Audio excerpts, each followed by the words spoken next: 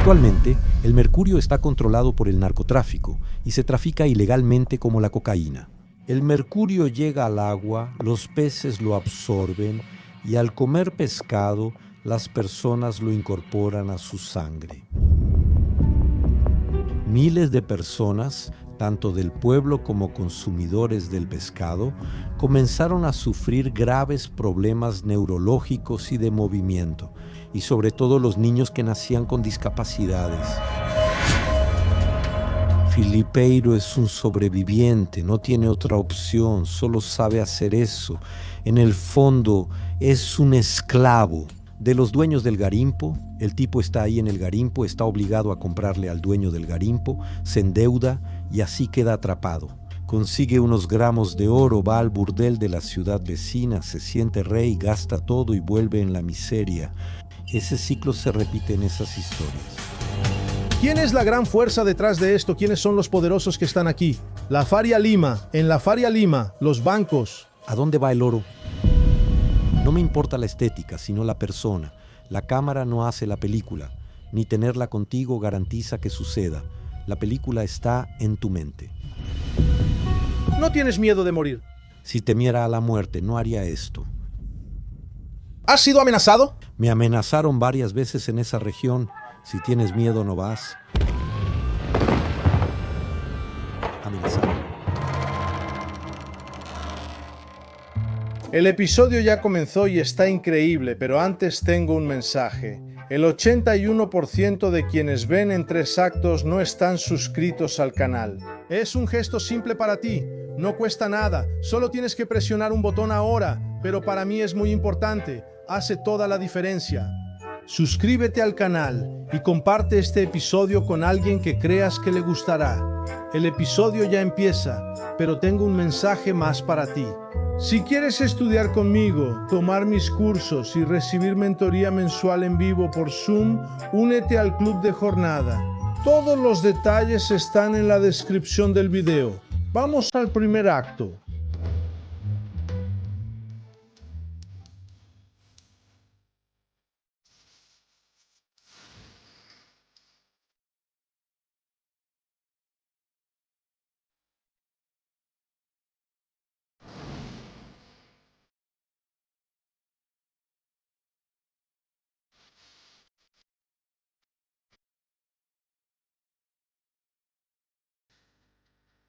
Mi invitado llegó a la Amazonia cuando la selva todavía no daba titulares ni likes. Mientras mucha gente hablaba de progreso, él escuchaba el ruido de las máquinas, el silencio de los ríos y el crepitar de los incendios. Usó la cámara como cuaderno de viaje, método de improvisación y disciplina. Hijo de austriacos que huyeron del nazismo y anarquistas por convicción, mi invitado es navegante y aviador, y en su cine enfrentó a poderosos capataces y buscadores de oro. Contó historias de quienes no siempre encajaban en el cuadro y protegió a los personajes, cuando filmar la selva era aún más arriesgado. Ahora, a los 82 años, admírense, él sigue en la misma misión. Jorge Bodansky puede entrar.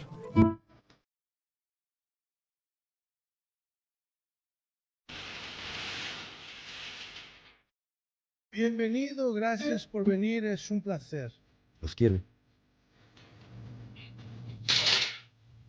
Yo y tu estreno. Juan Ronnie me invitó, pero no vine por las grabaciones aquí. Fue bueno, fue genial. Vi que estaba lleno, ¿verdad? Estaba lleno, sí, pero después fue una larga charla con Dros Varela, ¿verdad? Y bastante animado. Podrías pedir que te acerques más. Puedes acercarte mucho más si puedes, ¿de acuerdo? Ese micrófono prefiere proximidad. Está bien, todo bien. Me enteré. Luis Ferrer, un amigo en común, dijo que hubo varias manifestaciones interesantes en la audiencia, en esa conversación, ¿verdad? Dicen que había una señora de ahí. Una automotriz oriental. Es de Corea, ¿verdad? ¿Qué era? ¿Qué pasó? No sé si era Hyundai o no, porque una de las preguntas es la siguiente. Debemos boicotear a las empresas que operan dentro de la minería, ¿verdad exactamente? Fue una pregunta del público. Sí, y una de las empresas que fabrican las dragas, las excavadoras, ¿verdad? Y que es una empresa surcoreana, Samsung, me imagino. no sé si es Hyundai o Samsung, Las dos tienen ese tipo de... Las dos son así.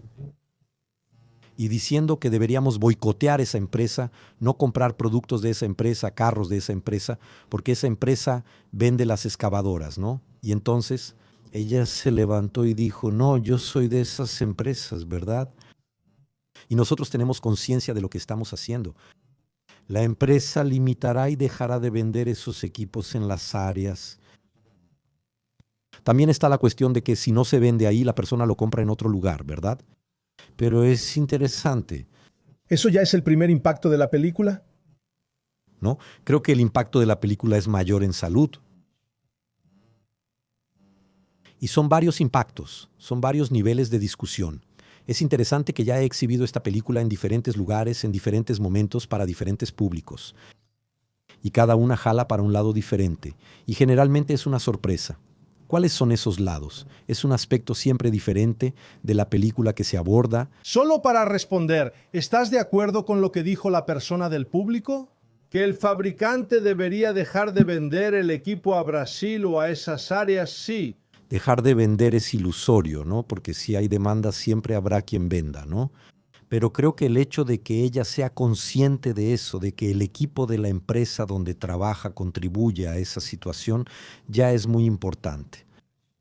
¿Cómo resolver eso? No depende de Hyundai si vende o no, es un problema mucho más complejo. Entonces decías que el doctor Drauzio Varela estaba contigo en el escenario. Lo invitaron para conversar juntos. Por Drauzio, Porque Drauzio, gran conocedor de la Amazonia, afirmó haber ido más de 150 veces.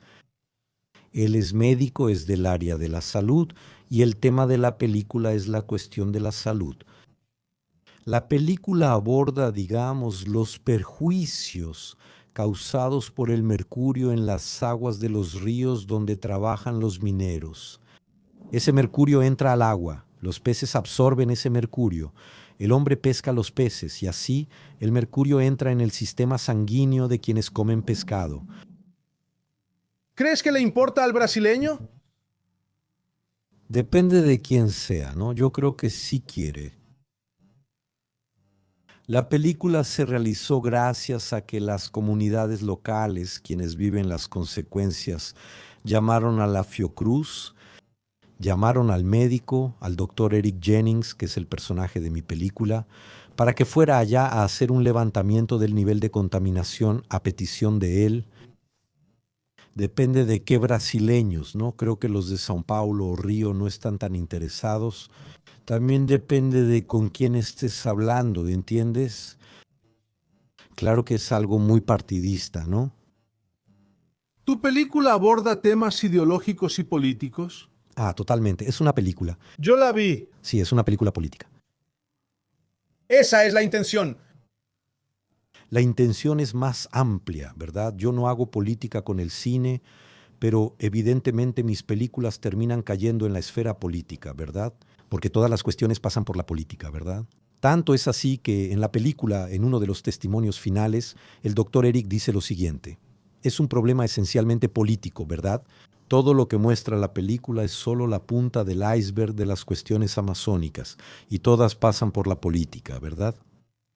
El doctor Eric es el Gran figura que retratas en la película, ¿verdad? El personaje incluso responsable de tener la idea de hacer la película fue quien, digamos, detonó en mí el deseo de hacer esta película.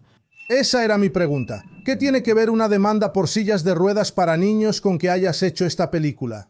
Tiene todo que ver, porque yo estaba filmando La Transamazónica, una serie para HBO en ese entonces llamada Transamazónica, Un Camino al Pasado, y nosotros estábamos en la Transamazónica.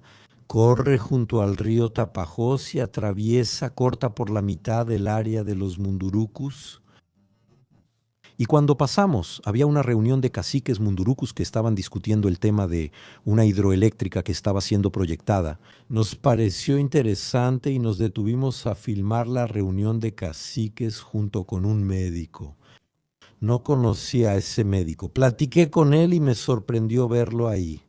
Él me contó, vine porque hubo una demanda inusual de sillas de ruedas para niños, y él ya sospechaba que podía ser una consecuencia del mercurio, pero quería tener la prueba de eso, así que fue a investigar y ahí, en una conversación abierta, lo dijo. Mira, los síntomas que estamos viendo aquí son los mismos que ocurrieron en la bahía de Minamata, en Japón, donde una industria, en los años 50, una industria química vertió mercurio en el agua de esa bahía. En esa época no se sabía que el mercurio causaba todos esos problemas y entonces los peces absorbieron el mercurio. Era una aldea pesquera, la gente empezó a tener... Eso en la década de los 30, ¿verdad? 1930. Es porque los síntomas neurológicos que aparecen cuando una persona tiene mercurio en la sangre tardan mucho tiempo en manifestarse, 10, 20, 30 años. Y entonces empezaron a aparecer cosas horribles entre los habitantes de la bahía de Minamata. Hicieron pruebas, incluso con gatos, para comprobar si era eso. Las imágenes en tu película de los gatos, es aterrador. Para ver si era el mercurio realmente el que estaba provocando eso, y llegaron a la conclusión de que era el mercurio, ¿verdad? Pero ya todos tenían niveles altísimos de mercurio, entonces eso.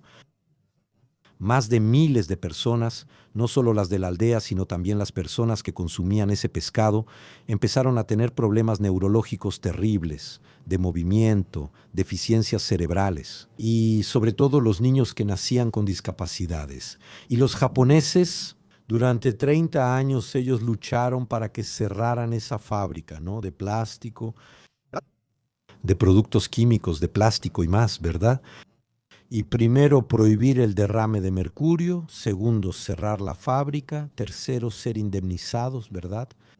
Y eso fue un movimiento tan grande, tan importante en Japón, que estos síntomas pasaron a llamarse enfermedad de Minamata por ese accidente en Minamata. Y fue el primer accidente causa ecológica, ¿verdad? Del que se tiene noticia, ¿verdad? Fue una gran lucha de los japoneses y todo esto también salió a la luz por un fotógrafo estadounidense, un fotógrafo muy conocido, no era tan famoso en esa época, llamado Eugenio Smith, que estaba casado con una japonesa y creo que esa japonesa era de la región de Minamata, así que él fue para allá. Realizó varios reportajes, incluido uno muy famoso en la revista Life en los años 50, con una foto que sigue siendo emblemática hasta hoy, que llamamos La Pietà. Es una madre sosteniendo a un niño con discapacidad, con la cara así, toda volteada, ¿verdad? Y esa foto, lamentablemente, no la pusimos en la película porque no conseguimos autorización para eso, pero no importa. Y esas fotografías causaron gran impacto, ¿cierto? Entonces la gente quería saber qué ocurría en Minamata, ¿no? Minamata sigue siendo el gran símbolo del daño causado por el mercurio. Cuando vi esas imágenes de Minamata, sin pensarlo mucho, me vino a la mente Hiroshima, porque son japoneses. Al fin y al cabo, son imágenes antiguas de personas sufriendo algo causado por un químico. ¿Haces alguna relación? Sí, las imágenes se parecen mucho, ¿no? No tienes la destrucción física, pero tienes la destrucción de las personas, ¿verdad? Es realmente una historia muy triste, ¿verdad? Porque los daños causados por el mercurio son irreversibles, ¿no? Quien una vez está envenenado por mercurio es para toda la vida, ¿verdad? No hay vuelta atrás, ¿no? Y esas personas siguen ahí, ¿verdad? Hasta hoy, ¿no? Existe un museo de Minamata.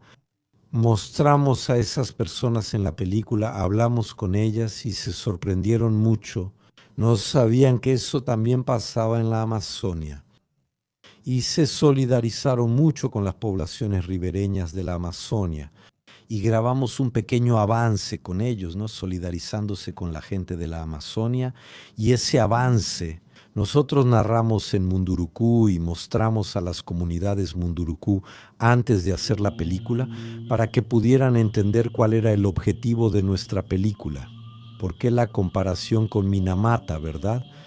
Vieron esa película, entendieron que es Minamata y sintieron la solidaridad de los japoneses ante lo que ocurría en la Amazonia. Incluso mostramos esto al final de la película. Para mí, esto es lo más emocionante de la película. Es donde ellos ven eso que todos sintieron, que es su futuro si no se hace algo. ¿Qué tiene que ver una fábrica de productos químicos y plásticos en Japón con la minería en Brasil? ¿Por qué las consecuencias son parecidas? ¿Puedes explicar cómo el mercurio invade ahí? La similitud es el envenenamiento por mercurio. Ah, no, allá era una villa de pescadores. En Brasil el mercurio se ha utilizado desde siempre para separar el oro de las piedras. El oro se vuelve más pesado y se deposita cuando la criba se mueve. Una vez que está envuelto en mercurio, ese mercurio después tiene que ser separado, tiene que ser retirado del oro. Eso se hace con un soplete y ese mercurio se evapora. Una parte se evapora y otra parte va al agua que se usa para lavar, para separar el mercurio del oro.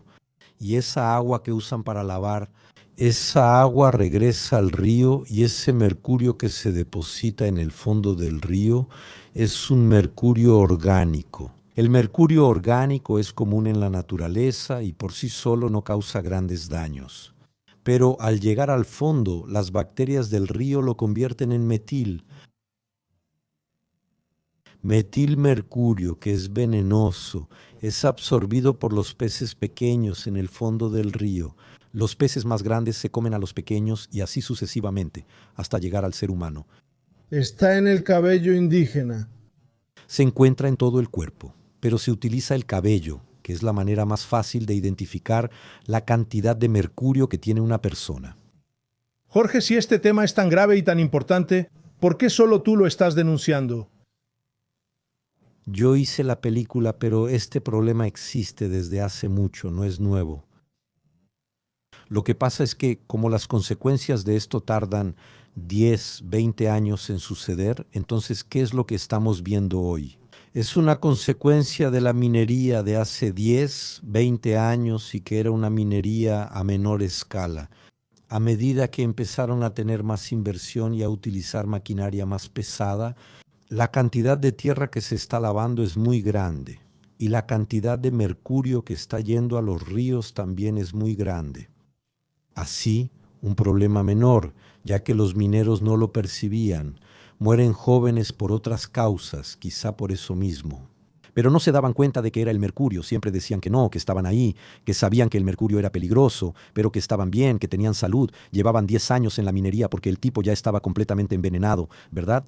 No solo los indígenas, también los mineros sufren. No inicia con los mineros, ellos son los primeros en sufrir. Eso porque, además del agua, ellos absorben el vapor del mercurio cuando lo separan. Entonces ese vapor de mercurio lo respiran directamente y ahí van a morir de cáncer. Ellos creen que el mercurio no causó eso. No es que estén en contra, solo que no conocían esa información, pues pocos tenían acceso. ¿Por qué sigue si ya la tienen? Ahí es que está. Es un problema político. ¿Por qué siguen buscando oro? Porque hay una demanda de oro y el mercurio hoy está en manos del tráfico de las mafias. El mercurio, al igual que la cocaína, se contrabandea. No es legal vender mercurio en Brasil. El mercurio no es legal oficialmente, está prohibido por el convenio de Minamata. El problema de Minamata fue tan grave que la ONU creó la Convención de Minamata, donde más de 100 países, incluido Brasil, acordaron dejar de comercializar mercurio desde 2030, pero, como dice el propio delegado de la Policía Federal que nos da un testimonio en la película, si no podemos acabar con el contrabando de drogas, el mercurio es lo mismo. El mercurio es tratado como una droga por los traficantes y es una droga extremadamente lucrativa, mucho más lucrativa que las drogas de consumo. Entonces es un problema extremadamente complejo porque la demanda de oro aumentó mucho, el oro es una materia prima y con la crisis financiera a partir de 2008 y ahora con esta inestabilidad, Está aún más valorizada. está mucho más valorizada. Es un respaldo bancario, entonces hay una demanda y el precio del oro está por las nubes, así que eso es extremadamente lucrativo. Y el gobierno brasileño no tiene presencia en esas áreas, que son áreas gigantescas, la mayoría de las veces áreas de preservación dentro de territorios indígenas. Los sentimos cuando empezó el gobierno de Lula, que los Yanomamis pidieron que el ejército fuera allá para impedir la minería ilegal, prácticamente se apoderó del territorio Yanomami. La dificultad que fue para la logística, para marcar presencia allá, y es tan complicado porque tomas un lugar, detienes a las personas o las expulsas o quemas las balsas. 3 meses después ellas están en Río. Por otro lado, no tienes cómo controlar eso porque las personas tampoco puedes culpar a los que están en la punta. Lo que llamamos garimpeiro, el garimpeiro es un sobreviviente, no tiene otra oportunidad, está ahí y solo sabe hacer eso.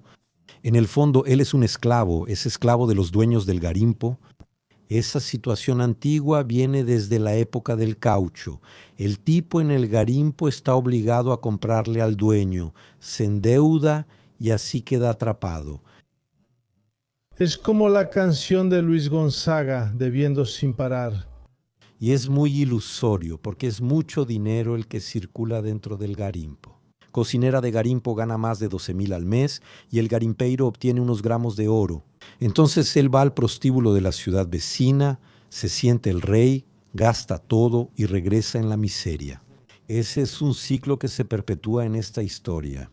Estás haciendo propaganda, 12,000 reales es buen salario. Pero allá lo pierde todo porque el transporte y la vida son caros.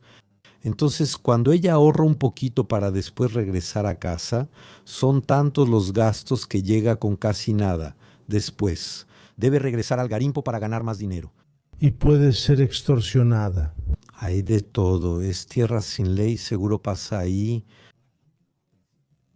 Cito el final de tu película con la canción de Caetano y pregunto, ¿algún día el imperio de la ley llegará al corazón de Pará? Pues sí, Caetano hizo eso todavía en los años 80. Esa canción, no sé exactamente cuándo, pero parece que fue hecha para la película. Creo que era más reciente, del disco C, de los años 2000, aunque parece que nació para la película. ¿Verdad? Exactamente. Al conocer la canción dijimos, hay que incluirla en la película. Caetano fue muy amable y la cedió. No basta solo con su parte, ¿verdad? Incluso habla de oro, ¿no? Tiene disquera, pero logramos incluir la canción en la película. No podíamos terminarla sin ella. Pero entonces yo pregunto después de la película, ¿tú crees que el imperio de la ley va a llegar a Pará? Son dos cosas que pasan, ¿verdad? Me refiero a Pará para englobar toda la Amazonia. La gente me pregunta, tras 50 años en la Amazonia, ¿qué cambió? Yo respondo, hay algo que no cambió, solo empeoró. Todo lo que vemos, en mis primeras películas como Iracema, todo lo que muestra la película. Trabajo esclavo, prostitución de menores, ocupación irregular de la tierra, incendios, madereros, contrabando, todo eso sigue conmigo, tal vez de una forma más exacerbada, pero hay una cosa que cambió, que está cambiando, que es la organización de la sociedad civil. Hoy en la Amazonia, donde vayas, la comunidad está organizada, representada y sabe lo que quiere. El problema es que no los escuchan, pero están organizados, todavía no tienen una gran integración. Esto sucede rápido porque todos tienen celular, usan redes y se articulan. Vamos a verlo ahora en la COPE. Tú vas. No voy en la semana de la COP, sino un poco antes para mostrar la película que se exhibirá allá. Varias organizaciones pidieron la película, nosotros naturalmente la cedimos, pero yo mismo voy a exhibir la película dentro de un programa de Fiocruz ahora, a finales de octubre. La película tiene una escena impactante.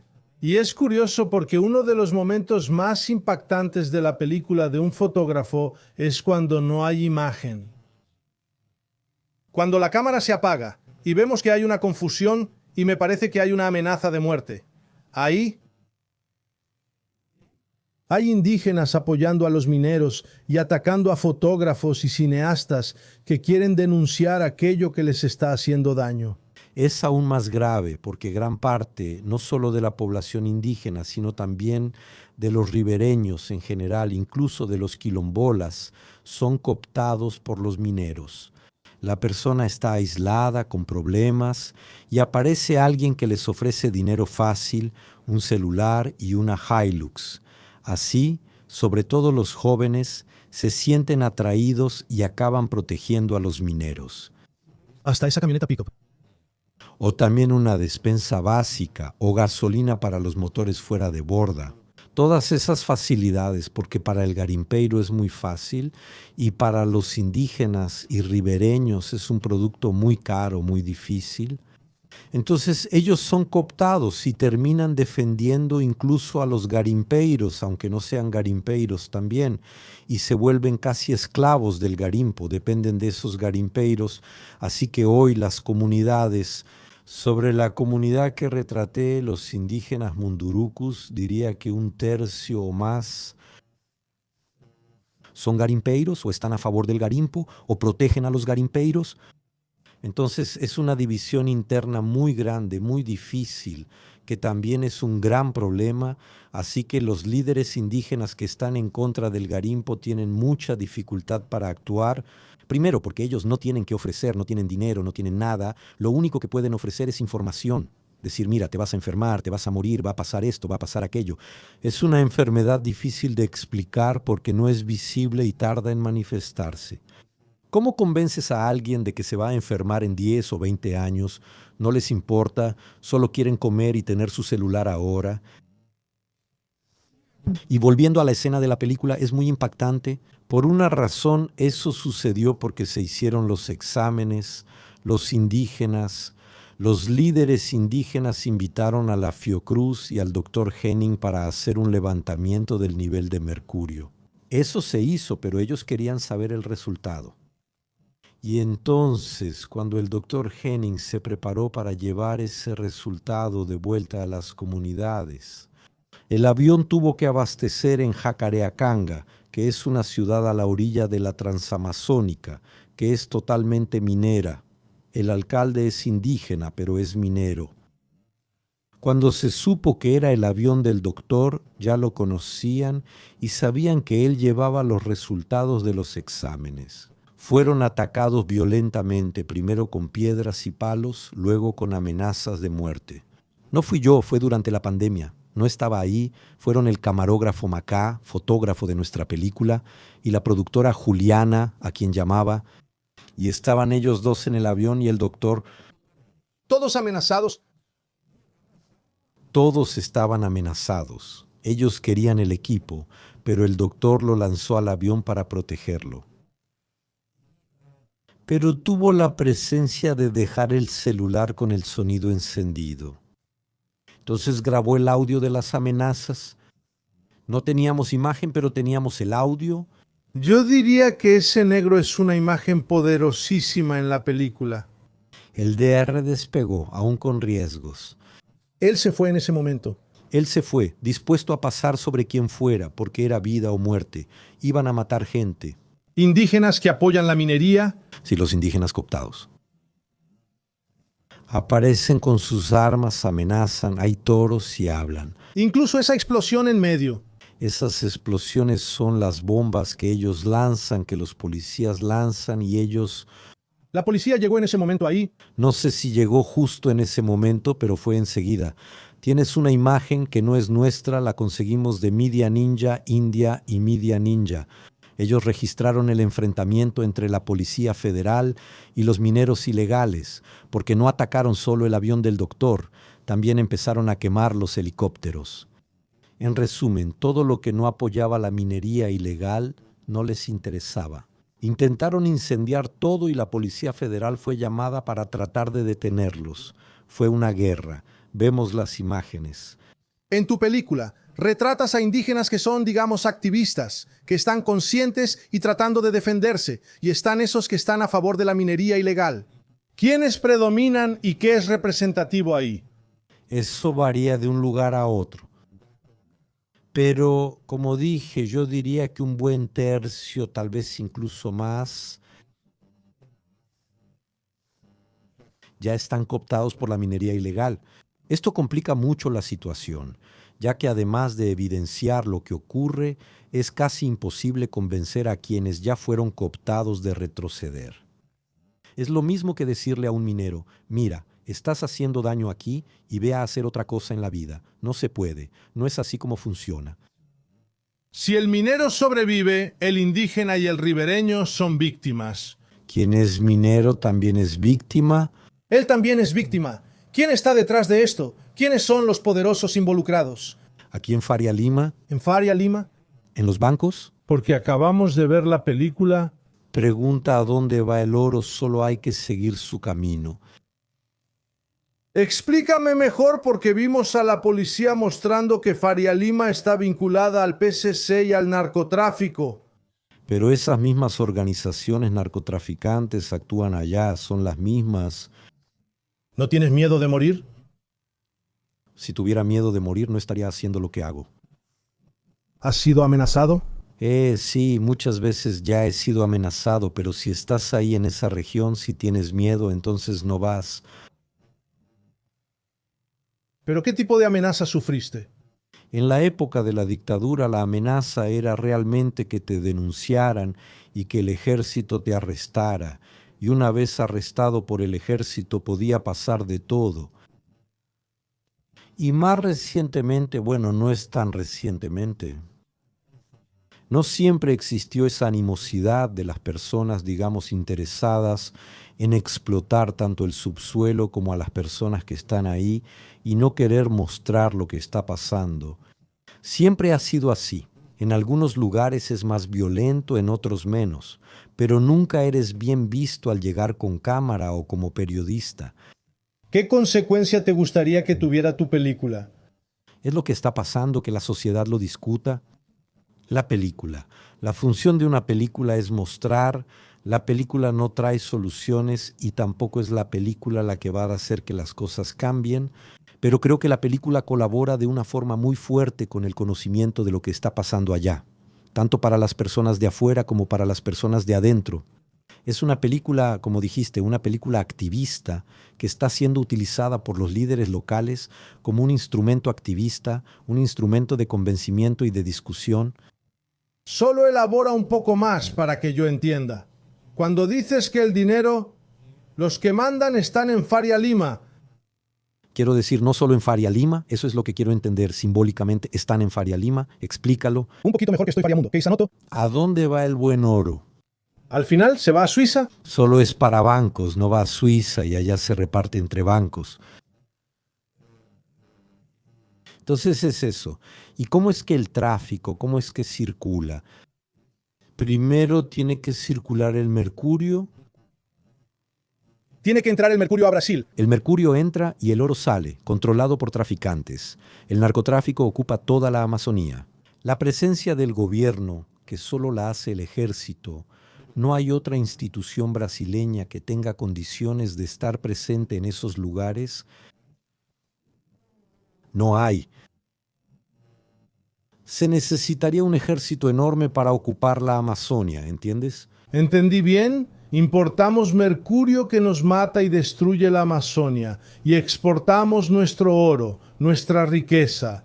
¿Quién se queda ese dinero? Esa pregunta es casi obvia.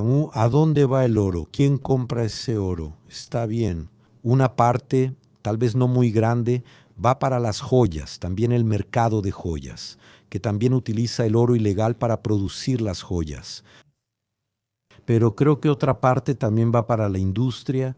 El celular también tiene piezas pequeñas de oro, pero creo que el oro que va para la industria es esa parte está más controlada porque las grandes empresas que trabajan con esos productos, ellas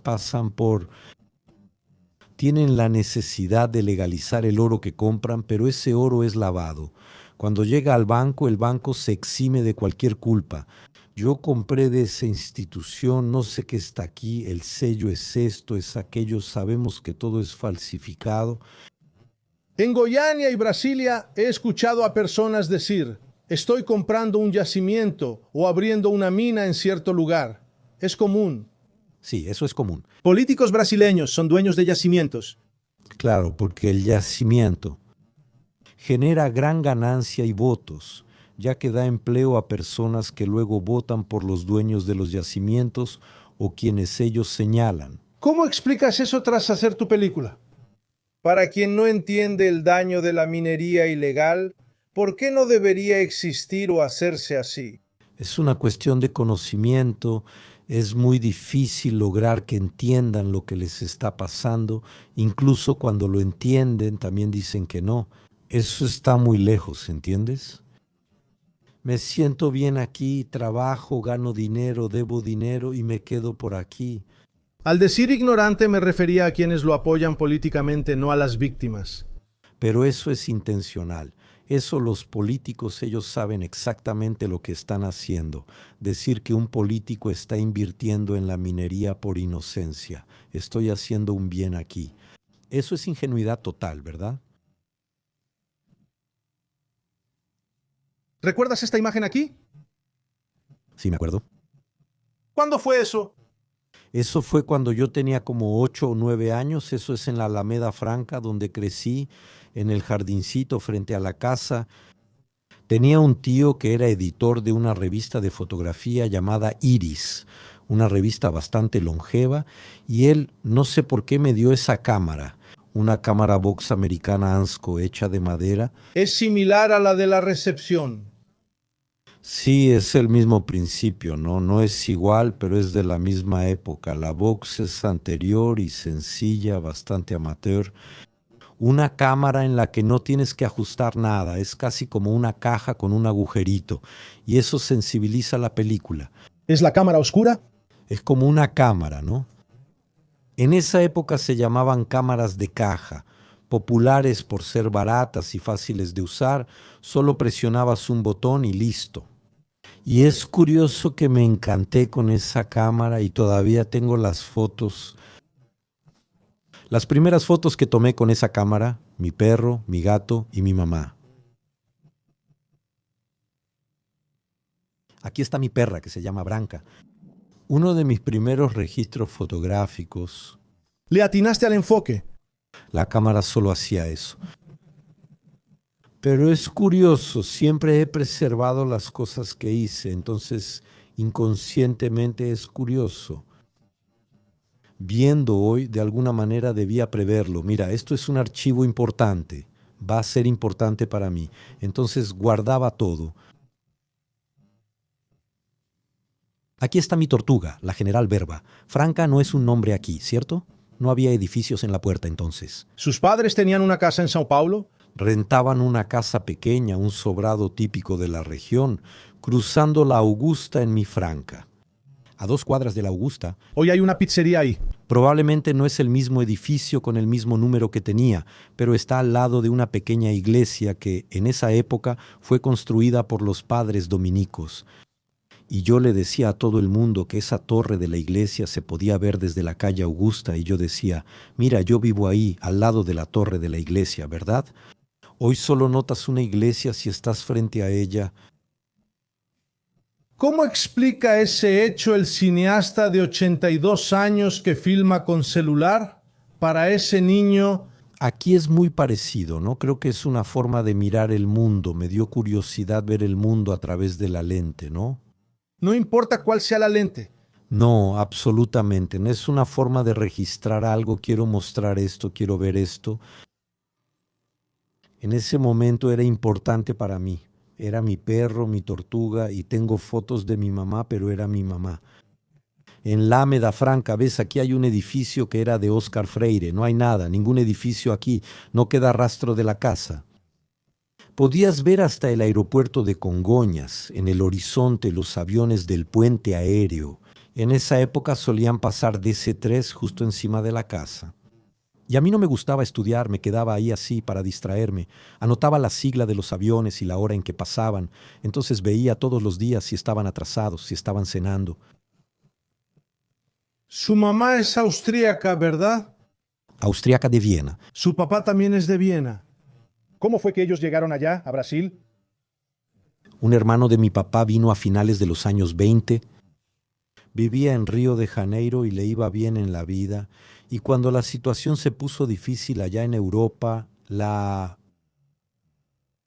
mis papás viajaron en 1937, aún se podía salir, ¿no? Pensaban quedarse solo una temporada aquí y luego regresar a Europa al terminar la guerra. Huyeron del nazismo.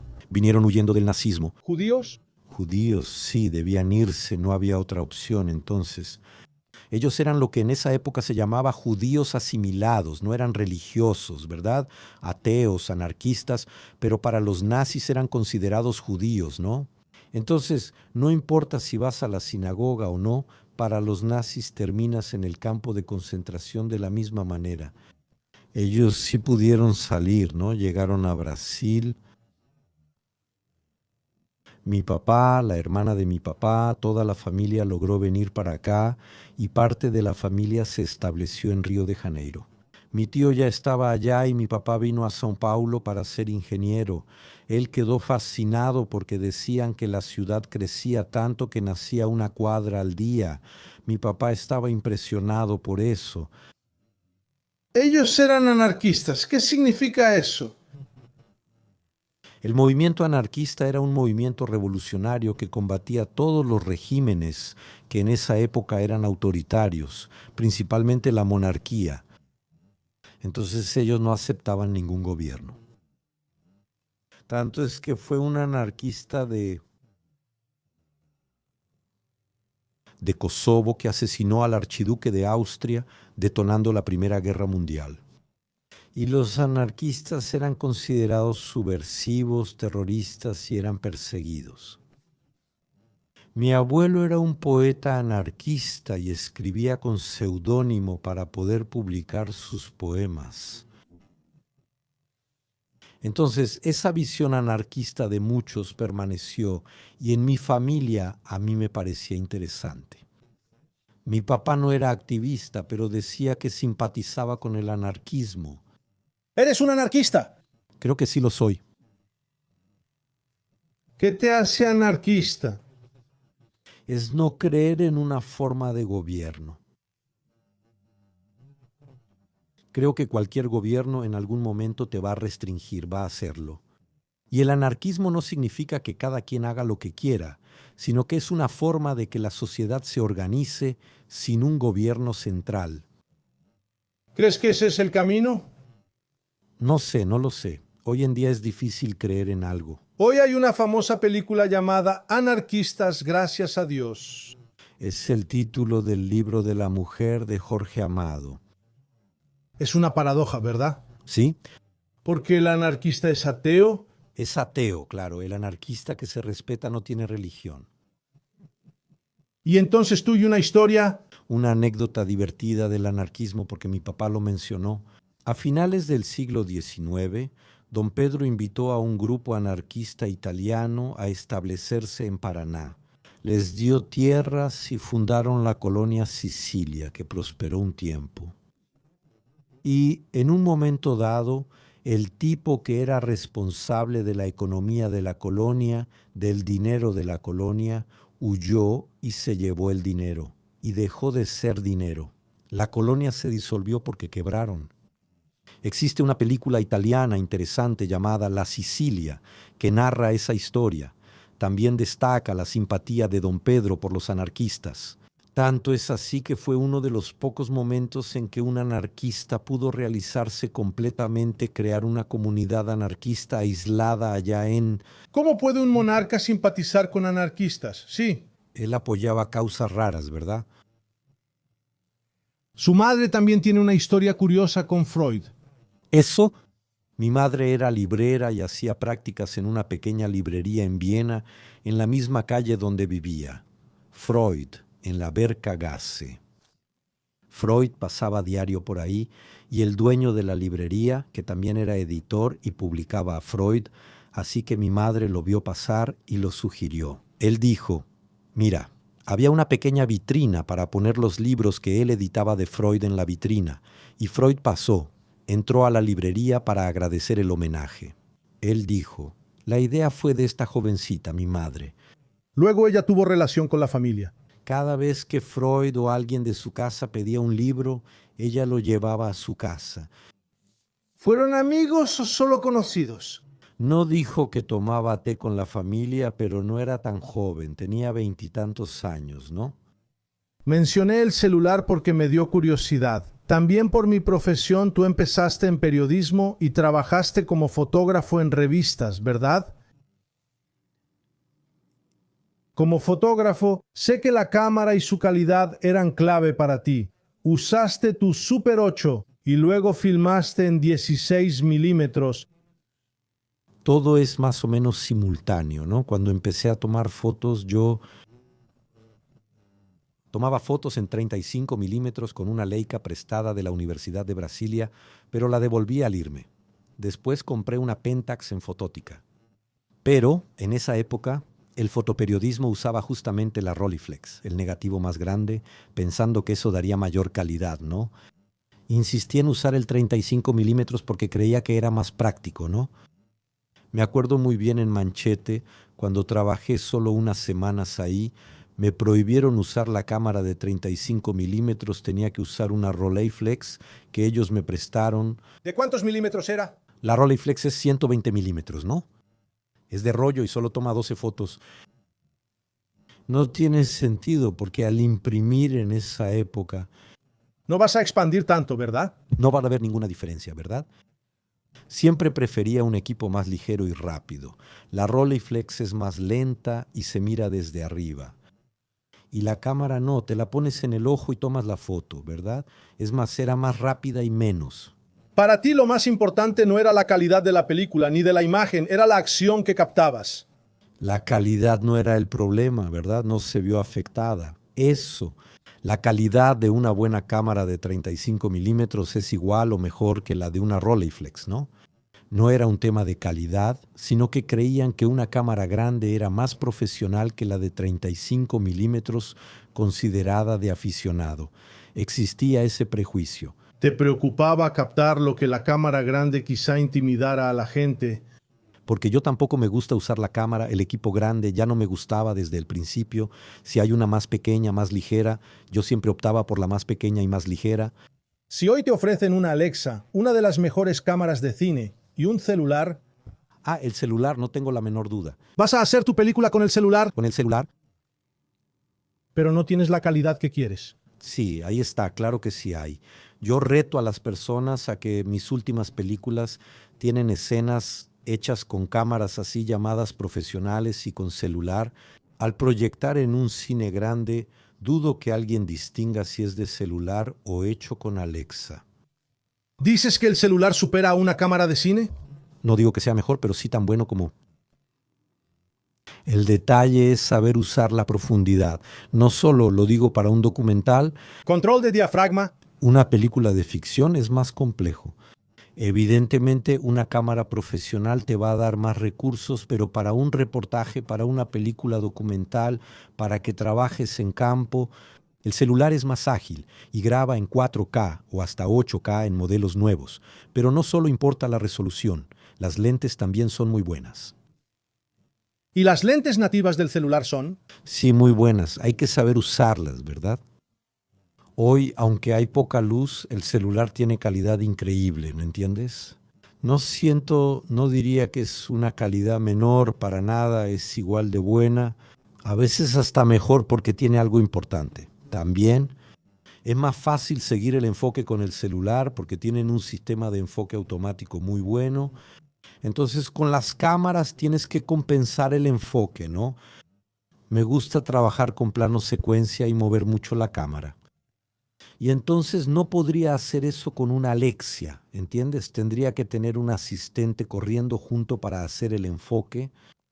Quería preguntarte, ¿cuál es tu método de trabajo? Te acercas a las personas ya grabando, tienes conversaciones previas, ¿cómo logras sacar lo mejor que puedes para el documental? También es caso por caso, no es una fórmula, ¿verdad? La mayoría de las veces, cuando usaba equipo de cámara de cine de 16 milímetros, utilizaba una cámara muy pequeña y ligera. Llegaba con la cámara al hombro para que la persona me viera así, ¿entiendes? Es conversando, conversando, y en el momento en que encendía la cámara no causaba extrañeza, ¿entiendes? Es como si fuera una continuación de la conversación, ¿verdad? El celular tiene una gran ventaja en ese aspecto, además es importante porque yo lo uso, porque cuando vas a grabar, por ejemplo, en una comunidad ribereña, quilombola o indígena, cuando llegas con una cámara, es una relación muy desigual. Tienes un equipo poderoso ahí grabando a la persona, él dice, te llevarás mi imagen, ganarás dinero y no volveré a ver lo que hagas con ella. Ahora, tú tienes el celular, él también tiene el celular, entonces él es capaz de hacer lo mismo que tú haces. Entonces él se siente igual, no se siente explotado. Sueles decir que la cámara es tu memoria, la cámara es tu bloc de notas, y ya lo dices desde hace mucho tiempo. Pero de repente todo el mundo empezó a tener una cámara en la mano todo el tiempo. ¿Cuál es la diferencia entre lo que tú filmas, lo que filma un cineasta documentalista y lo que cualquier persona filma y publica en Internet todos los días? Porque, en primer lugar, no es la cámara la que hace una película, no es el hecho de que tengas la cámara en el bolsillo lo que hará que la película suceda. La película se hace en tu cabeza. La cámara traduce lo que quieres decir y cada quien dice lo que tiene ganas de expresar. Entonces, las personas se expresan mostrando selfies o haciendo pequeños videos, son formas de expresarse, todas ellas válidas. Ahora, para hacer una película, para hacer un documental, es mucho más complicado. No digo complicado tecnológicamente, pero es complicado tener las condiciones o entender o tener un control de lo que quieres contar. Porque en realidad estás contando historias, todos somos contadores de historias. Ahora, ¿cómo contar esa historia? ¿Ya tomabas selfies desde antes? Ya hay selfies tuyas en la construcción de Brasilia. Sí, siempre me he hecho autorretratos. Sí, es una manía, ¿no? Desde siempre, sí. Esa era mi pregunta. ¿Cuál es el sentido del autorretrato en tu arte, en tu cine? No, yo me divertía con la cámara. Era una forma de usar la cámara, de disfrutar la cámara. No era para registrar tus sentimientos. No, no tiene relación con sentimientos. Ni con vanidad. No, yo no le mostraba a nadie. En esa época no exhibía las fotos, era más gracioso, pero... Pero el video tampoco es solo foto, ¿verdad? Sí, hay videos tuyos, míos, sí. Yo siempre me tomaba selfies con todos los... ¿Cómo te tomabas selfies con el Super 8 en el espejo? ¿Verdad?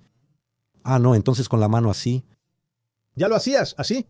Hay una secuencia que está en la película Utopía y Distopía, que uso en otras películas cuando me refiero a mi trabajo de Super 8, que estoy en un Volkswagen con la mano fuera de la ventana y yo mirando a la cámara mientras el coche avanza.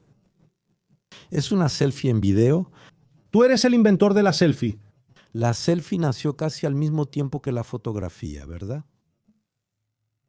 No, pero en ese tiempo no se llamaba selfie, ¿verdad? Era una forma de registrar. Me gustaba registrar lo que estaba haciendo. ¿Y qué sientes con esta sobrepoblación de nuestra mente, con imágenes que no nos interesan para nada, la influencer que está comprando una casa nueva, etcétera?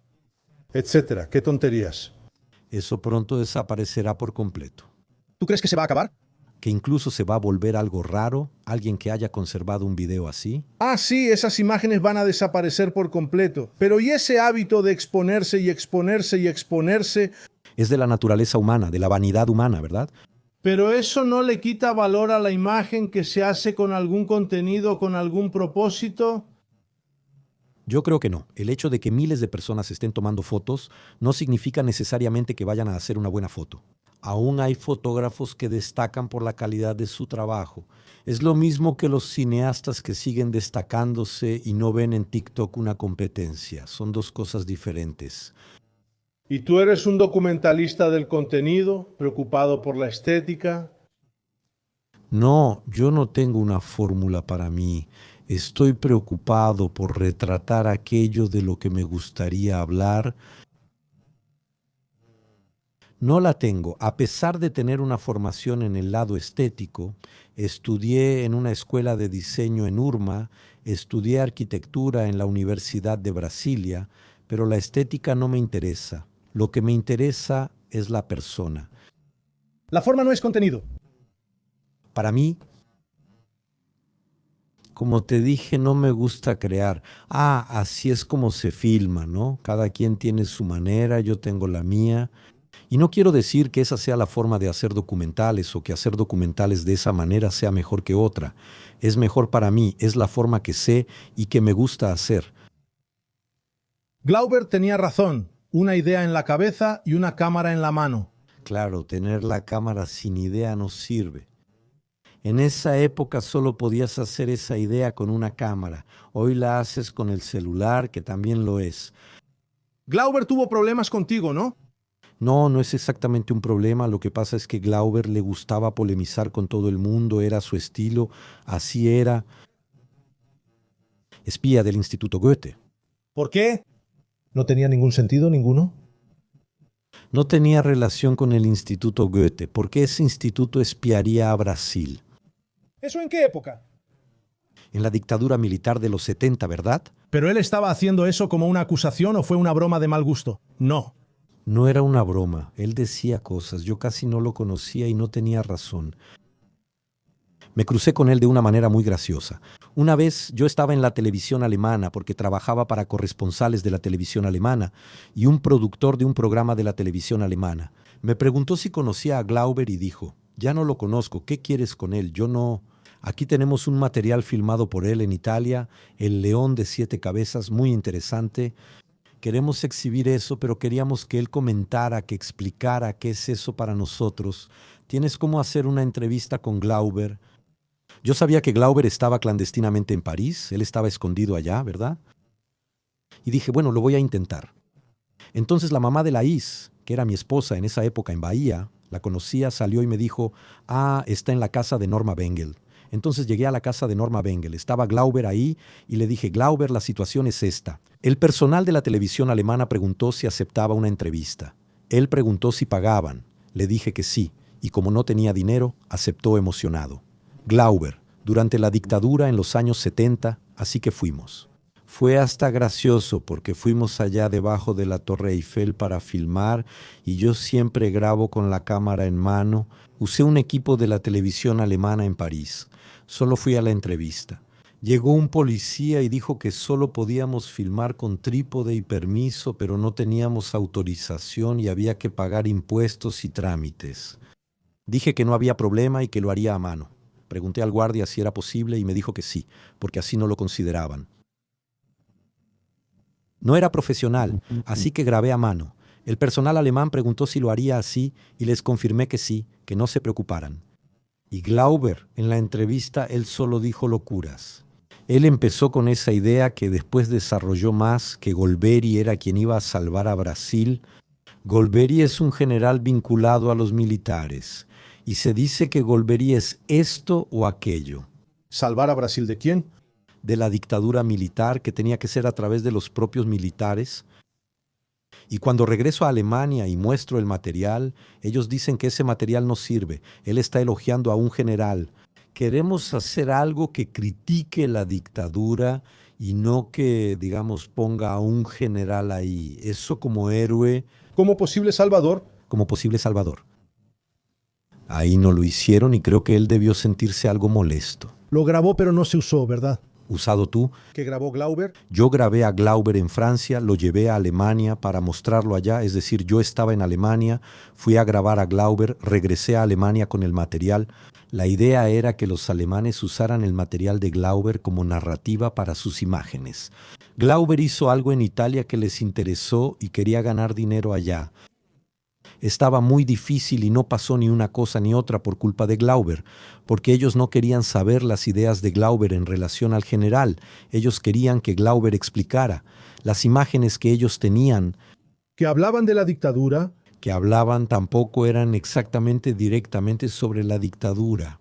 Pero Glauber quería pasar el mensaje de Golbery, ¿entiendes? Glauber en París y tú en Alemania. Estaba en Alemania. ¿Fue un exilio, autoexilio? Yo iba mucho, regresaba a Alemania. Me fui a estudiar cuando cerraron la Universidad de Brasilia y después regresé varias veces. Trabajaba para la televisión alemana como reportero y tenía que ir allá a terminar las películas. Ahí conocí a Wolf Gauer, quien se volvió mi socio. Fundamos Sibunik y filmábamos en Alemania y aquí, así que viajaba constantemente. ¿Qué relación tiene Alemania con Iracema? Tiene todo que ver, pues solo se hizo porque obtuve el recurso de la televisión alemana, un proyecto que llevé allá. Nunca había dirigido una película hasta entonces. La historia comienza. Antes, yo estaba trabajando como fotógrafo freelance para la revista Realidad. Y entonces nos enviaron a mí y al reportero a Belém, Brasilia, que en esa época era de tierra, todavía en la ciudad de Paragominas, y había un escándalo, una denuncia de circulación de dinero falso. ¿Y el reportero? Fuimos a Belém y de ahí tomamos un avión pequeño que aterrizó en Paragominas, donde no había aeropuerto y aterrizaba en la carretera Belém-Brasilia. Y el reportero fue a investigar la noticia y me dejó esperando en una gasolinera en la Belém. Me quedé 2 días ahí, observando lo que pasaba. Me pareció interesante ese movimiento. De día era gasolinera, cafetería y vulcanizadora.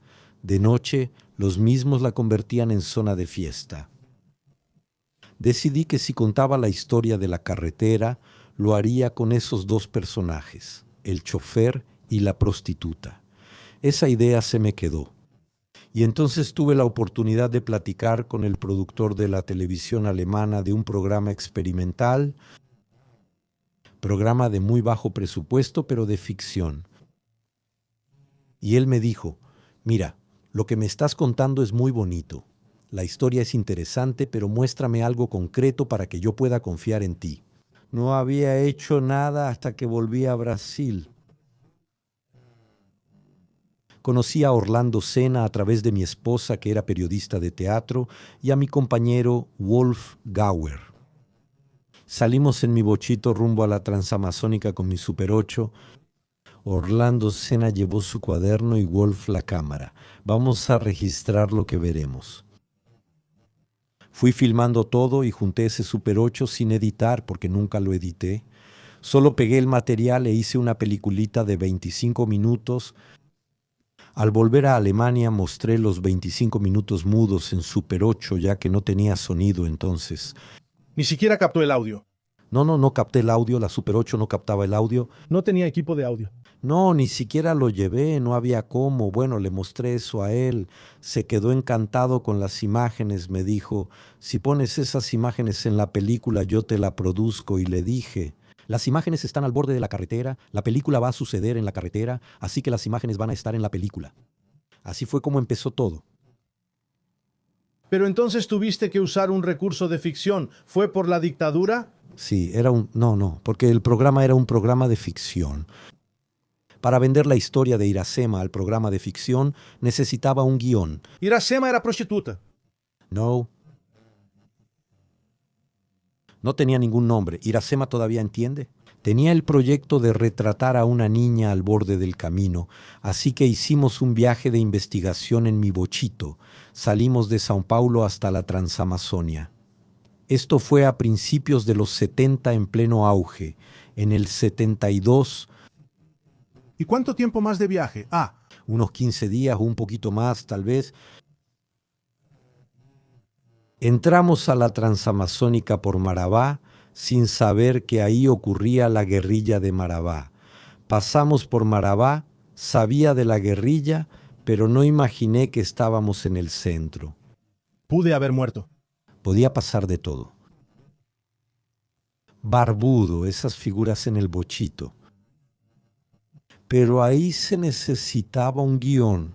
Orlando Senna escribió el guión basado en lo que él también vio al borde de la carretera, pero era una ficción, su guión.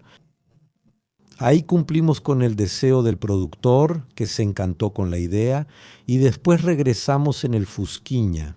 Fui a filmar, solo que quise filmar con mi mirada de reportero, con mi cámara.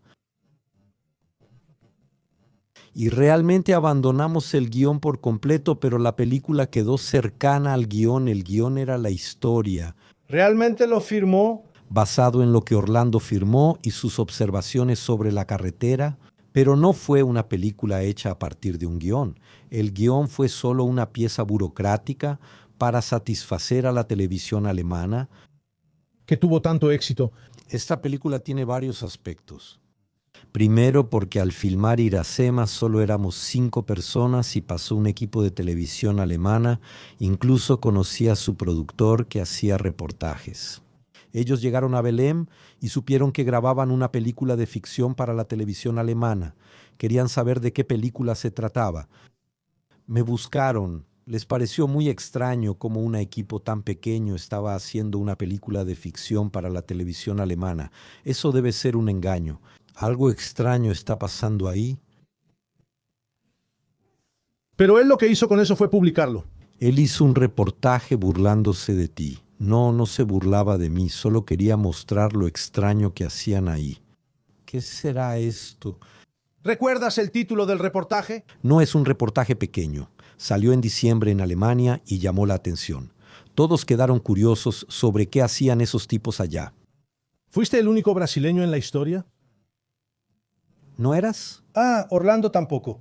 No, solo Wolf y el de sonido eran alemanes, el resto del equipo era brasileño, ¿verdad? Y entonces hicieron la película. ¿En cuánto tiempo no? Grabando Iracema, espera, ya contaste, entonces vamos por partes, y ese reportaje salió. Llamó la atención de la gente cuando la película salió al aire. La película se hizo súper rápido, 15 días para filmar, un mes y poco para editar. Grabé en octubre, en noviembre y diciembre edité, entregué en enero y en febrero la película salió al aire. La idea era que fuera como O Globo Reporter, pasar un programa de TV y terminar, ya que el estándar de televisión en esa época era el 16.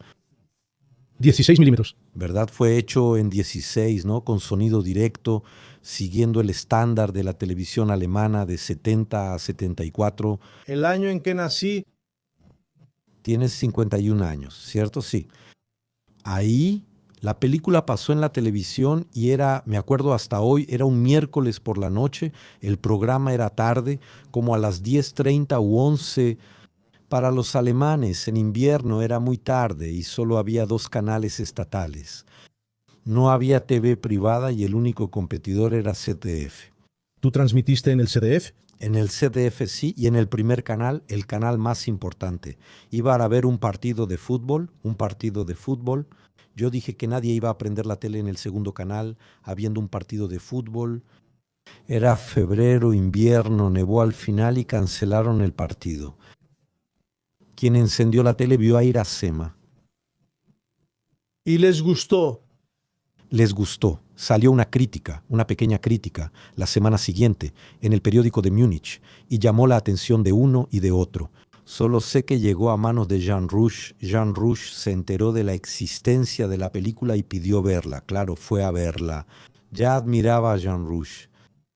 Me alegró mucho que a Jean Rouch le gustara, ya que su estilo de filmar es muy similar.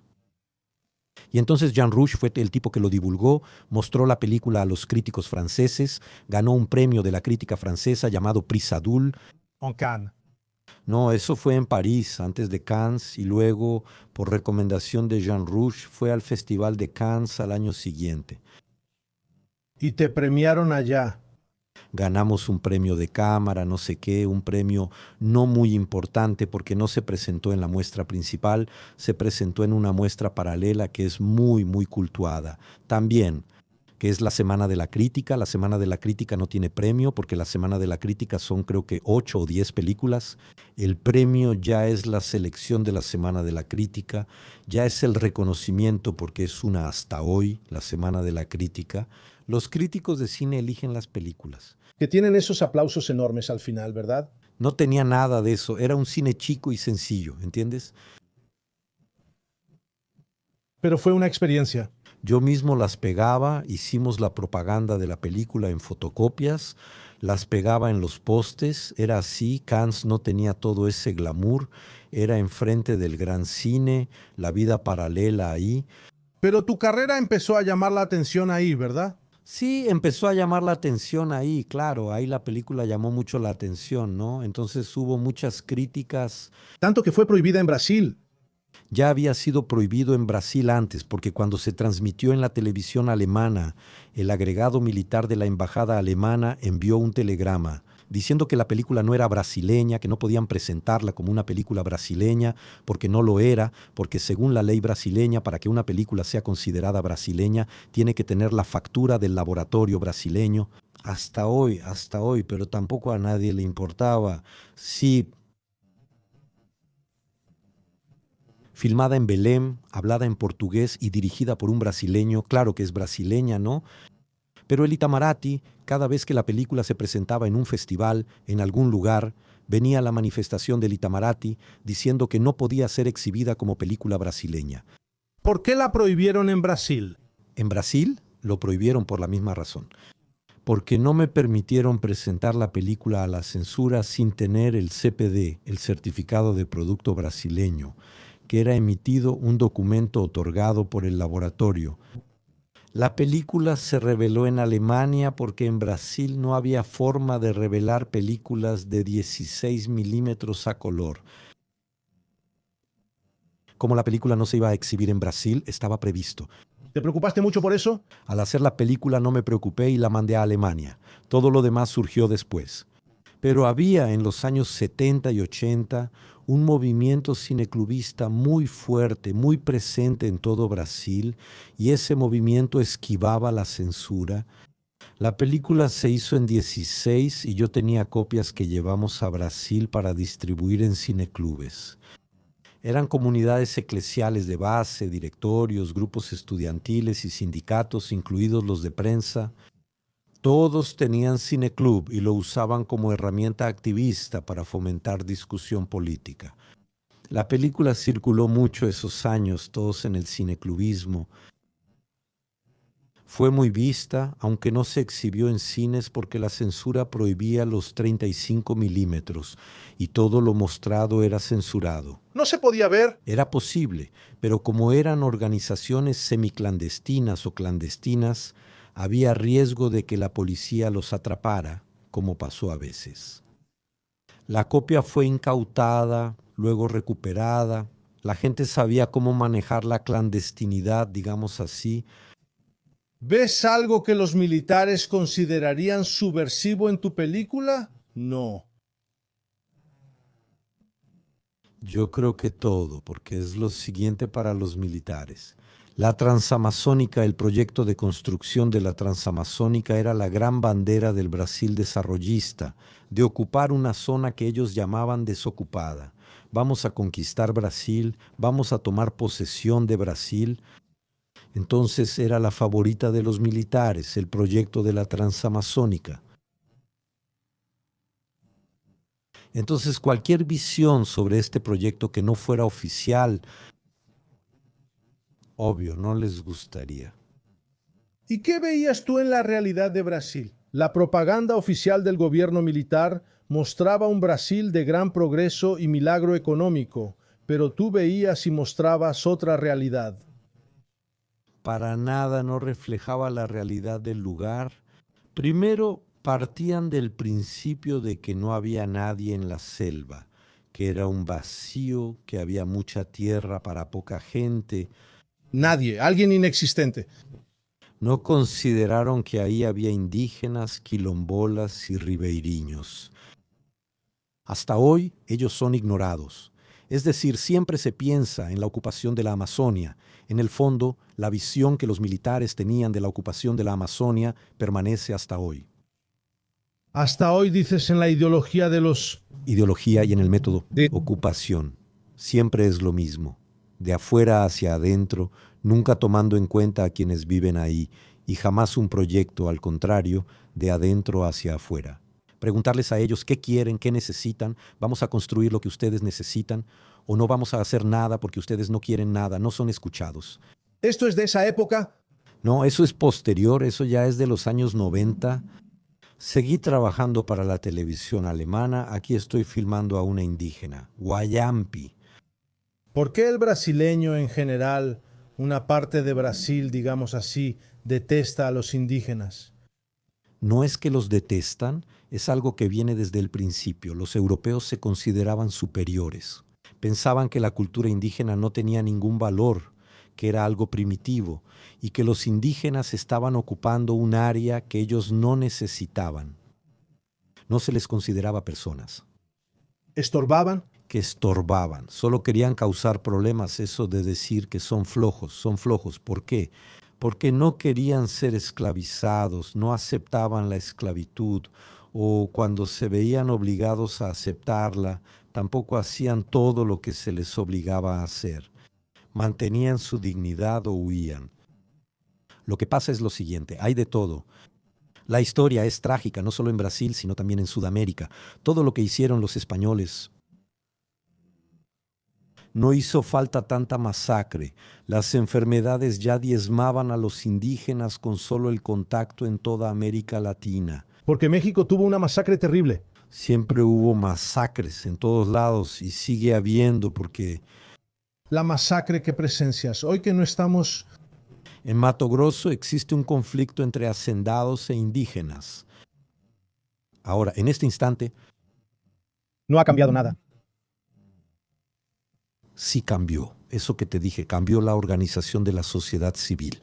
Hoy ellos gritan, se manifiestan, están organizados, saben lo que quieren, pero todavía no son escuchados lo suficiente como para influir en la política de Brasilia. Hoy tenemos un gobierno de izquierda en Brasil. Está resolviendo los problemas de Brasil, esos que tanto te molestan. Es difícil decirlo, ya que el gobierno casi no entra en esas áreas y su presencia es precaria, así que da igual el gobierno anterior. Bolsonaro y Lula no tuvieron para esas áreas. No, claro que hay una diferencia muy grande, pero no es que la voluntad del gobierno de Lula tenga condiciones de resolver el problema. En el gobierno de Bolsonaro la cosa era más descarada. Ellos tomaban líderes mineros y los llevaban a Brasilia, dando oficialmente un apoyo, dando a entender que los apoyamos, ustedes son libres de hacer lo que quieran. Hoy no es así, pero ellos siguen haciendo lo mismo. Al contrario, hoy tienes una minería mucho mayor y más depredadora de lo que tenías hace 5 o 6 años. No por culpa del gobierno, ¿entiendes? Por la situación de que no estás solo en manos del gobierno. Es una cuestión mucho más compleja. Porque hoy en día, si ves en el mapa electoral quién vota por la derecha, quién vota en contra o a favor de la deforestación, a favor del agronegocio, es el norte de Brasil. La mayor votación viene del norte, justamente en las áreas que deberían ser preservadas. Pero el agronegocio no tendría por qué ser un enemigo de la Población. indígena, tampoco de la preservación. Tampoco es necesario ocupar más espacio, ya que las áreas degradadas pueden recuperarse. Creo que el agronegocio es positivo si se mantiene dentro de sus límites. Es dentro de la ley. La ley brasileña es muy buena. Hacemos buenas leyes, pero las aplicamos mal. Es que está... Lo que cambió, no en lo que ves, sino en lo que sientes.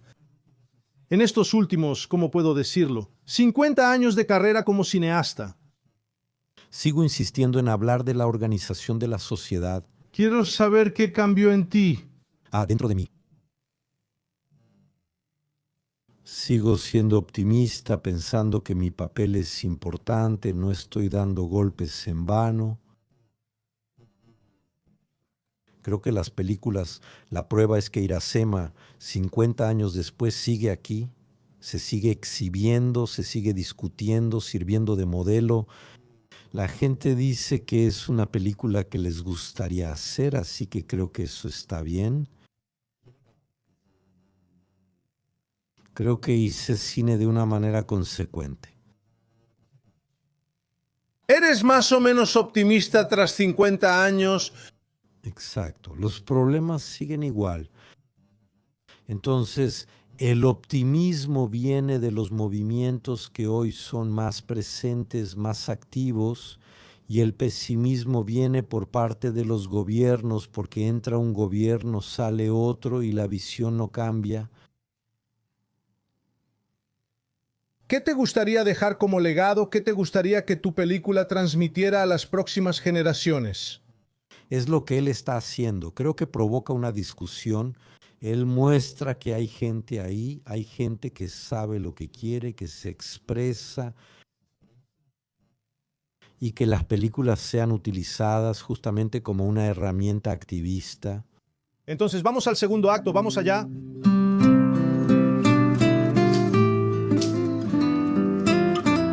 Jorge, ya estás en casa, este es nuestro segundo acto. La propuesta es, en la cocina conversamos mejor. Vítor Nascimento dice que si la charla termina ahí, ya eres de la familia.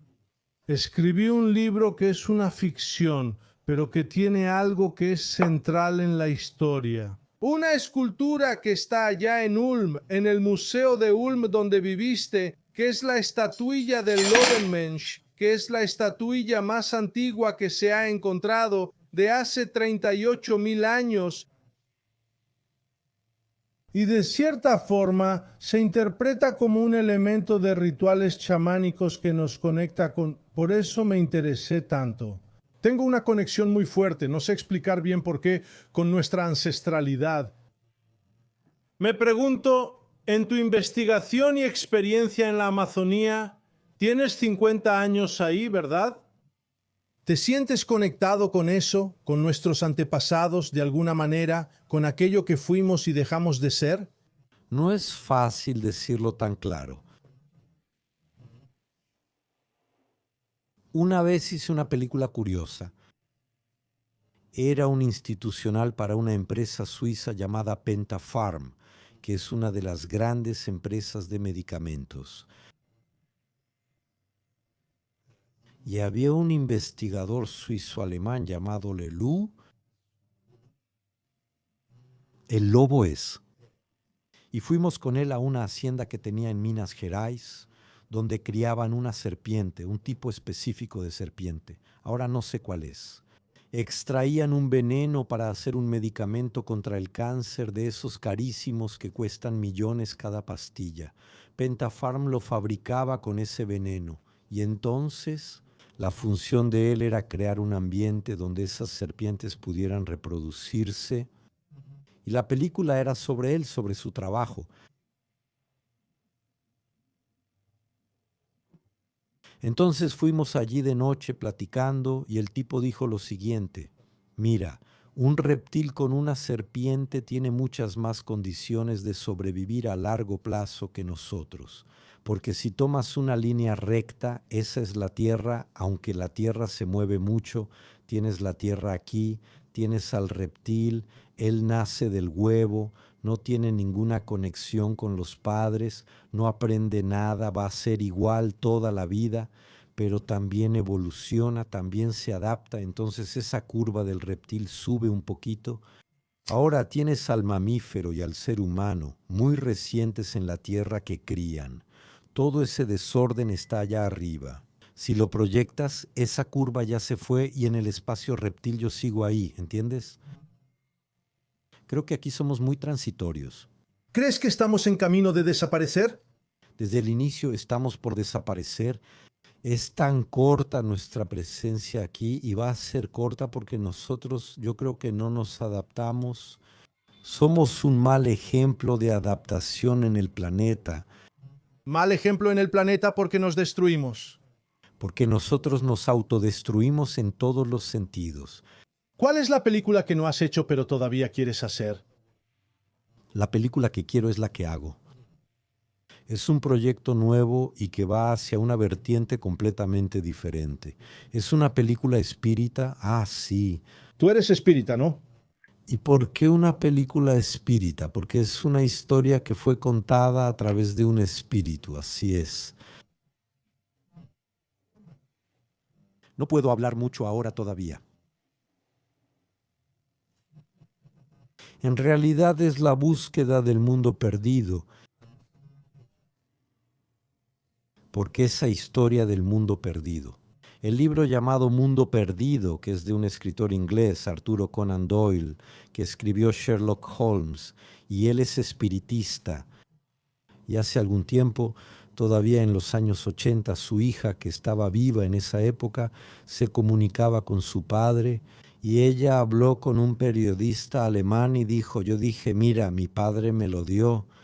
Las coordenadas del mundo perdido, la película de Spielberg sobre dinosaurios, llevan al altiplano del Pico da Neblina. Entonces el periodista se interesó mucho. ¿De cuándo es esa declaración? En los años 1980. Eso fue grabado. No, entonces ese periodista me buscó, quiso investigar esa historia y alguien le dijo, ve a buscar a Jorge, claro que él acepta cualquier cosa, en la Amazonia.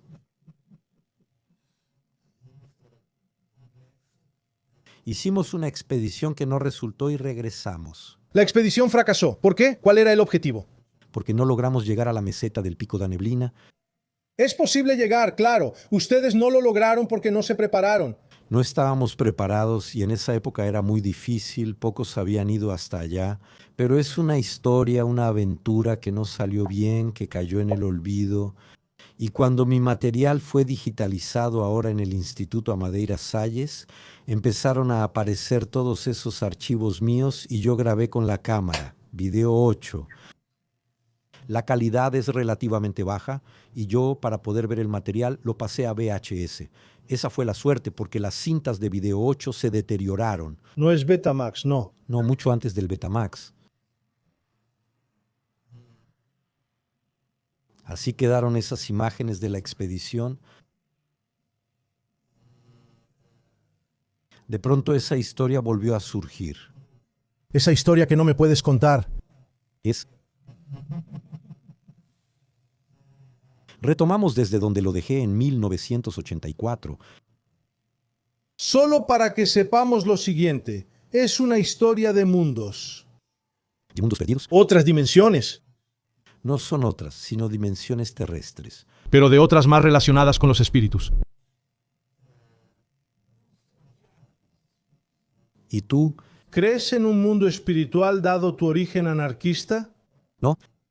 ¿Y por qué hacer esa película? No necesito creer para hacerlo, ¿entiendes? Lo haré porque es interesante y un reto. Creo que es la historia que te interesa. Sí, creo que no importa cuál sea el origen, si es una fantasía o si es realidad, pero toda historia tiene un poder, ¿verdad? ¿Te ha pasado que empiezas una película sin saber cómo terminarla? No, para mí siempre es al revés. La película sucede en función de lo que quiero decir. Vamos a nuestro tercer acto, vamos. Vamos.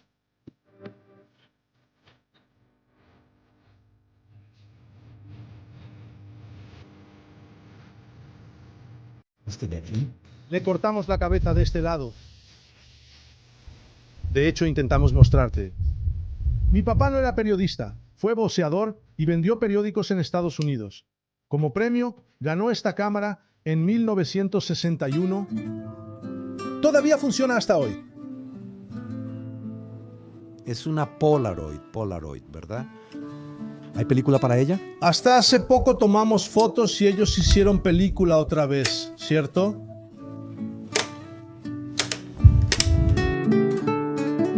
¿En tus aventuras estuviste mucho tiempo en la Amazonia?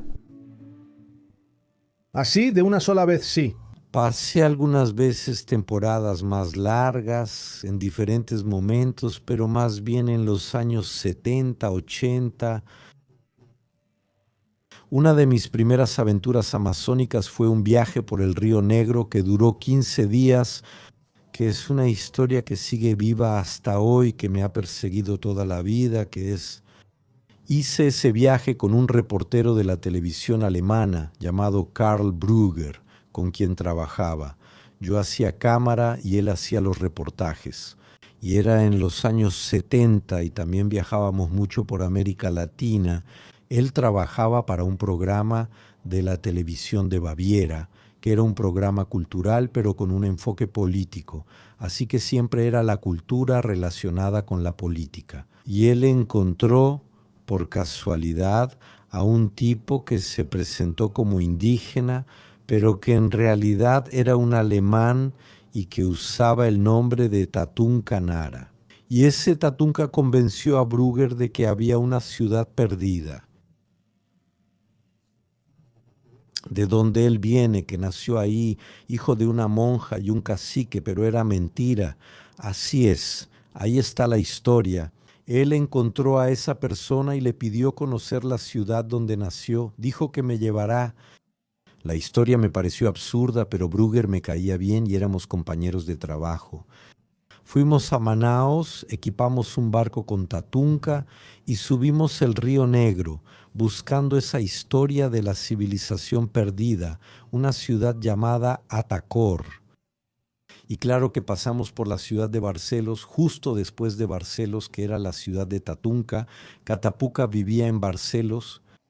El barco encalló, el río estaba bajando en junio y julio, y no sé, probablemente él encalló el barco a propósito para evitar que siguiéramos el viaje. Él dijo, no se puede seguir, es un barco grande, pero ustedes me dan una canoa pequeña, que yo voy adelante y aviso a los caciques de Acapó de nuestra llegada para que nos reciban sin problemas. Cuando volvamos tendrán una entrada más fácil. Le comenté a Brugger que era pura picardía y él le dio una cámara fotográfica, la Nikon y una canoa que se desmoronaba y yo grabando todo en Super 8. Tengo esa imagen del tatú cargando ese pedazo de canoa, la cámara colgada al cuello, y yo dije, nunca más, vas a ver, ni el tatuca ni la cámara, está bien. Volvimos a Río, pasó algún tiempo. Él vivía en la Senador Vergueiro, una calle muy transitada de Río, en un edificio con mucho ruido y alboroto. El conserje sube y avisa, hay un camión abajo, el señor quiere hablar con usted, bajamos. ¿Quién era el Tatunka? Ahí, él preguntó si veía al Tatunka. Regresó, entregó la cámara y le pregunté, ¿y las fotos? Ah, bueno, los rayos gamma y no sé qué de los caciques, de los chamanes de allá, quemaron la película. Su entrada está garantizada y abierta. Solo tengo un detalle. Compré un camión y quiero llevarlo a Manaos, pero no tengo dinero para combustible. Lo de siempre, el Brugger le da dinero otra vez. ¿Cómo irá a Manaos? En los 70 no había carretera, ahora tampoco. En ese entonces no teníamos. Dije que esa historia está mal. No va a vender el camión en la esquina, no fue ese tipo hasta Manaos y trabajó años haciendo fletes ahí, pero los dejó a ustedes y a nosotros sin película. Y Brugger se obsesionó con esa historia, completamente obsesionado. ¿Obsesionado con qué? Con la idea de encontrar la ciudad de Yacacor. Y es la historia que Tatum contaba. Para él pasó lo siguiente. Brugger se obsesionó tanto con la historia de encontrar a Cacó que renunció a su trabajo de corresponsal de televisión, que era un buen trabajo. Reunió su dinero y pensó, seré consecuente, iré hasta donde sea, no puedo fallar, voy a encontrar a Cacó. Si encontraron Machu Picchu, ¿por qué no se puede encontrar otra ciudad? ¿Allá? La historia tiene más. Quería lograr una gran historia y un descubrimiento antropológico, así que escribió un libro sobre nuestro primer viaje. Ese libro fue un éxito increíble, publicó En busca de Acacor. Él ficcionalizó todo, inventó personajes reales, pero lo ficcionalizó y fue un gran éxito. Y Däniken, que en esa época había escrito Eran los dioses astronautas, leyó el libro y también se encantó con la historia. Hay un detalle que no mencioné en el primer viaje cuando estaba allá. Él tenía el libro de Däniken y Tatunka empezó a copiar esos jeroglíficos que Däniken fotografió de los astronautas, en fin, de las culturas alienígenas. Y Tatunka ahí practicando la letra y entonces el... Brugger publica una carta de Tatunka con esa letra y dice, este es el mensaje del personal de Acaco. Solo que era una copia de Däniken. Däniken lee el libro y cree en su propia mentira. Pensé que lo iban a acusar de plagio.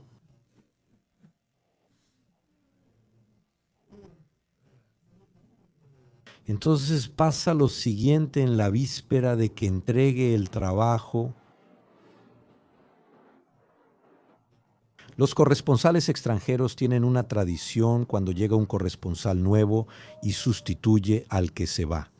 Ellos hacen un cóctel, organizan una reunión e invitan a los amigos para que conozcan al corresponsal. Y yo estaba en Angra navegando y regresé porque iba a ser un domingo por la noche, esa recepción que iban a dar para los amigos para llegar a tiempo a la recepción. Cuando compraba el periódico, en ese tiempo era el primero en Angra. El velero estaba más abajo. Titular: periódico, periodista alemán asesinado en Ipanema. ¿Quién era? ¿Bruegger? Lo asesinaron. Así que fui ahí en vez de ir a la fiesta. Era su entierro, caray, ¿verdad? Entonces se especuló inmediatamente que fue Tatunka quien mandó matar porque él quería a Yakako y Yakako no existe, ¿verdad? Bueno, hay mil especulaciones. Periodistas me entrevistaban intentando culpar a Tatunka, pero yo decía que él es un pobre tipo con una hermana nuestra. ¿Cómo iba a organizar un asesinato en Río de Janeiro? ¿Eso decía yo? Esa sigue siendo mi teoría hasta hoy, ¿no? Hasta hoy hay gente que piensa que Tatunka lo mató. Ah, no lo encontraron, el asesinato. No, no lo encontraron, lo agarraron, ¿no? Eran dos chicos menores de edad. Era un asalto y justo como le dijo su corresponsal, Bruegger fue a bañarse a la orilla de la playa y regresaba. Bruegger vivía en Ipanema, tenía un penthouse allá y todavía le había dicho eso al alemán. Y le dijo, si te asaltan o hay una amenaza,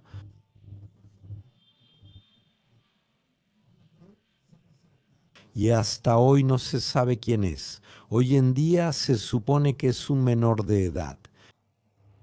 Él dispara el arma, una 22, y le da en el corazón a Bruegger, que muere al instante.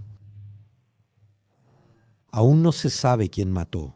La policía detuvo a 1000 personas, pero luego se descubrió que no era así. Fue un escándalo mundial, todos publicaron esa noticia en los 80. Él era un reportero conocido en Alemania. En Alemania es bastante conocido, pero los corresponsales, todos naturalmente, investigaron esa historia. Bueno, ese viaje no sucedió, pero su libro se hizo muy conocido, así que muchas personas regresan para intentar encontrar a Kakó hasta hoy, hasta hoy. De hecho, 3 de esos expedicionarios, una chica de Suiza, otra en Eregui, las 3 fueron y desaparecieron. Y dicen que fue Tatunka quien asesinó a esas personas. Tatunka ya se volvió un espíritu del bosque. Tatunka sigue ahí hasta hoy. Está vivo, está vivo. ¿Y vendiendo la misma historia a quien pague de Akako? ¿Nunca quisiste contar esa historia? Se la conté a un amigo mío, no en un documental, no en un documental, no, porque la historia tiene un mal augurio. No quiero problemas. ¿Y Rafael? Entonces, ¿no crees en espíritus, pero sí crees en el mal augurio? Ah, sí, soy supersticioso, eso es lo que más por ahora es eso. Y Rafael Eriksen, que también trabaja conmigo, director de cine, escritor. Él, al escuchar mis relatos, decidió escribir la historia de Akapó, también un poco ficcionada, pero basada en lo que le conté sobre Bruegger, de lo que Gruber escribió. Ese libro salió a inicios de año y fue un éxito. No me vas a decir que Rafael está vivo, pero él no fue a Akapó, él escribió desde aquí en São Paulo. ¿Cuál es el nombre del libro? ¿Akapó? Puedes comprarlo. Historia fantástica. Luego, un cineasta alemán también lo decidió. ¿Y las consecuencias finales? Aunque quería saber quién era Itatunco, investigó en Alemania y descubrió que era un asesino que mató a alguien y fue curado ahí. Ah, Itatunco es alemán, él es alemán, Itatunco, pero no es un poco indígena. Él vende la idea de ser un indígena, pero él es alemán, tiene ojos azules. Sí, él es un alemán, no tiene ojos azules, pero es un tipo que parece alemán, ¿entiendes? Pero el acento incluso, que él dice que es acento de Acácor, pero en realidad el acento es alemán. Entonces él es un fugitivo de Alemania y ahí está el asunto. Se especula por qué nunca fue arrestado hasta hoy, con tantas sospechas y asesinatos comprobados. Mi teoría es que durante la dictadura él fue informante y aún hoy está protegido. Su expediente es secreto, la policía no lo abre, no quiere mostrarlo y él está protegido por altos mandos del ejército. Él tiene una buena protección ahí porque es increíble con todo lo que se dice de él. Él sigue ahí, absolutamente impune donde está. Está en Barcelos, que es para Barcelos, o en el Río Negro, subiendo el Río Negro, algunos días. Él está casado con una chica judía y los padres de esa chica se fueron para allá. Para Marcelo también abrió una pensión, un pequeño hotel que hoy administra. Viven de Acacó y de vender su historia. Para saber más detalles hay que pagarle. Si paga, vende en exclusiva. Ya salió un reportaje sobre Acacó. Muchas, desde fantástico, libros y más libros. Entras a internet, buscas Taytun Kanara y ves lo que aparece. Ese es su nombre. No crece en Acacor, pero sí en una civilización. ¿En la cima de Deblina hecha de espíritus? Por supuesto que no. No lo crees, pero lo vas a mostrar. Sabes que hay vestigios del periodo Mesozoico, el periodo de los dinosaurios. Eso existe. Ah, sí, eso está comprobado. ¿Hay fósiles allá arriba? No, no hay fósiles, tienes bromelias, todavía tienes algunos elementos del periodo Mesozoico. ¿Qué buscas mostrar con tu nueva película? Otra cosa, no puedo hablar ahora, pero no necesito probar que el mundo perdido existe. Conan Doyle lo inventó, así que está en la cabeza de Conan Doyle y también abajo, en espíritu. ¿Quién conducirá esta historia? Debe ser un personaje real, ya que es un documental, no ficción. Es un documental sobre esa historia. Eso es secreto de Estado. Más o menos. Para que podamos terminar. Cuéntame una historia que nunca le hayas contado a nadie, Ai. ¿Algún secreto de tus películas que nunca hayas contado? Soy contador de historias, déjame hablar, voy contando historias verdaderas o inventadas. Ya imagino que puede ser.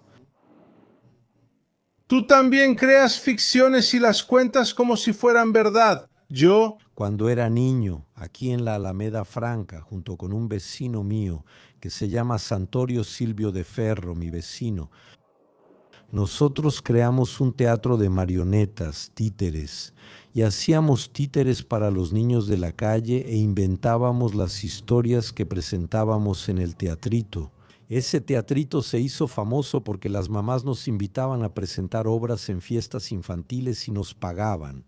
Encontramos cómo ganar dinerito. Tú hacías todas las voces, hacías todo. Hacías los muñecos, hacías las voces, armabas el teatro, hacías los escenarios. Éramos un pequeño equipo que formamos y hacíamos historias muy actuales. También fue en el periodo en que la Unión Soviética lanzó el primer ser vivo, un satélite, que era un perro, la Laika. Ajá, me acuerdo. Entonces la Laika murió, evidentemente ella quedó perdida. Esa historia se mencionó en la película Mi vida de perro. No vi la película, pero la vi. Bueno. Una de las obras que hicimos era muy actual en esa época.